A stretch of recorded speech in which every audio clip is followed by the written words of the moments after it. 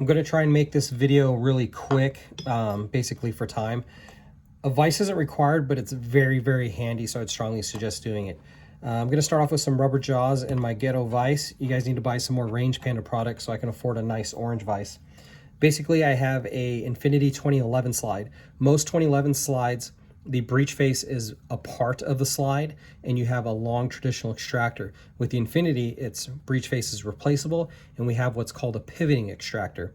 Something to be mindful of is if you have a hybrid or island barrel, be really careful not to ding these nice edges with tools as you're moving your slide around or knocking it on your vise, and don't ever clamp down on this side.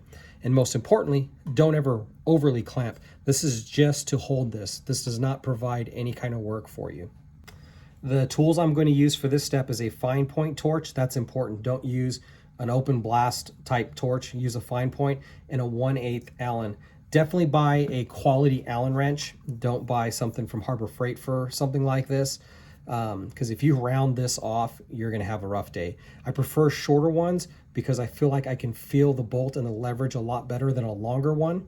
And so basically you're going to push this through the firing pinhole and you're going to wait till you feel the bolt head. Okay, then you're going to take a fine point torch, like I said, very important, so you're not overheating your coating and your surface, and you're going to apply it right at the firing pinhole. I would probably wait about 5 seconds, and then I would start to apply pressure. Okay, you don't want to reef down on this. You just want to apply nice, strong, steady pressure, and eventually it will pop. You can remove your heat, and then you can twist it out. If you're finding that it's not going within 10 to 15 seconds, pull the heat off, take a break, let it cool off, okay? They have red Loctite in here, and some are more difficult than others. So once you've broken that with the heat, you can keep twisting this, and most likely you will freed your breech face, but this will keep spinning. That's because the bolt's just in there, okay? So go ahead and make sure you're not going to drop your breech face out of there, and this is what it looks like.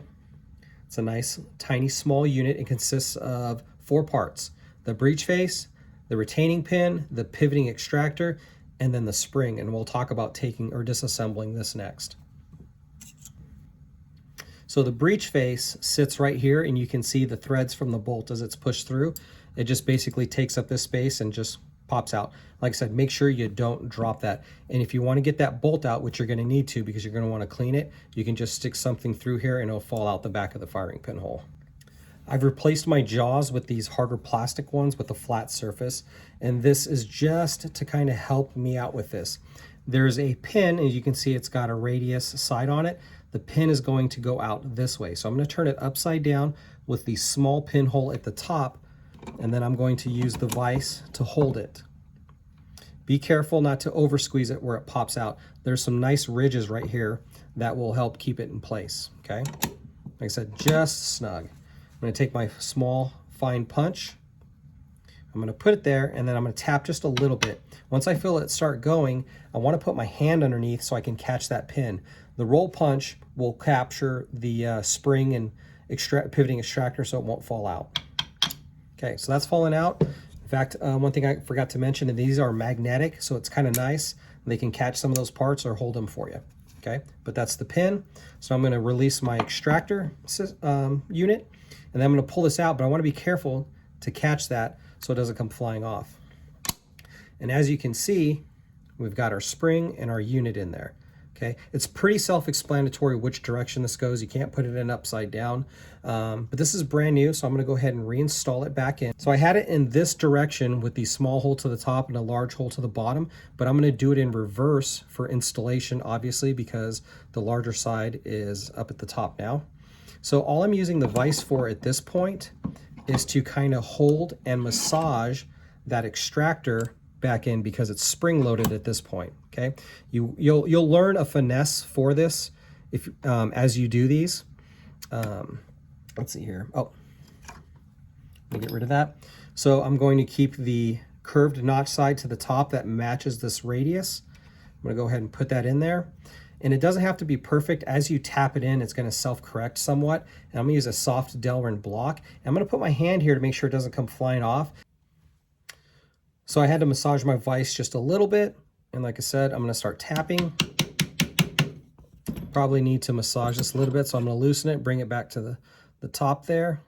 try and catch this back half of the extractor, and then I'm going to tap on it again. I know this is kind of hard to see, but as you can see, we drop right in. I'm going to tap that a little bit. And then now we have a nice flat and it's matching. Always make sure that's matching. Nice radius. I'm going to give that a test. The spring doesn't feel bound up. And then I'm going to install this basically in reverse, but there's a couple key things I want to bring up when we reinstall this. I'm going to clean all the grease and any old Loctite residue out of here. You can use some kind of brake cleaner, some kind of gun cleaner that represents that, but basically you want no remnants of red Loctite or grease or oil that is in there. Here's the bolt. As you can see, very tiny, and you can see it's a pass-through. That's actually what the firing pin goes through. If you have spares, or if you ordered your extractor, order it with a spare. There's nothing wrong with reusing these, but I would say going through all this, I would put a fresh one in there. I personally am going to apply the red Loctite to the inside of the breech face because I worry about applying it to the bolt and running it all the way through the firing pin channel. Just be careful not to overdo it so you're getting red Loctite in that firing pin channel hole. I'm going to go ahead and install this back into the slide. It's very self-explanatory how this goes back in, and then I'm going to feed the bolt through the back. Torque specs I'm unaware of, but I've never had an issue hand tightening this. And as you can see, I'm not super reefing on it, but I am giving it a good snug. Okay, and I'm making sure everything is nice and lined up here, not out of place and whatnot. And I'll let this sit overnight, obviously, for 24 hours before I'll shoot this again. Another last minute tip is when you're going to install your firing pin, go ahead and dip the tip in the end into a healthy amount of grease. Okay, what this will do is it will help prevent any red Loctite from locking up in there. Okay.